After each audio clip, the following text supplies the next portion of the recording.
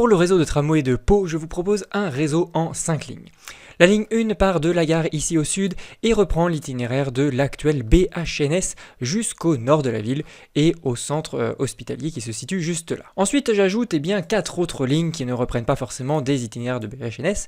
La ligne T2 qui est une transversale ici nord-sud qui passe à proximité du centre-ville sans forcément le desservir, mais on en fait un peu le pourtour. C'est l'une des rares lignes d'ailleurs à passer au sud ici du Gave de Pau. La ligne 3 est une transversale est-ouest très longue, mais avec un itinéraire qui est plutôt facile, puisque l'itinéraire est largement en ligne droite. Alors certes, la ligne est très longue, mais elle serait plutôt performance grâce à peu de virages. La ligne 4 vient mailler l'ensemble du centre-ville, avec une voie qui contourne le centre-ville et qui vient croiser les lignes 3, 1, 2, et la ligne 5 dont on va parler d'ici quelques instants. Et enfin, pour terminer, une ligne 5 qui vient là encore parfaire le maillage avec une nouvelle desserte dans le centre-ville ici et surtout une jonction entre les différentes lignes ici au nord. N'hésitez pas à regarder la vidéo complète pour un peu plus d'informations et d'analyses sur ce réseau fictif.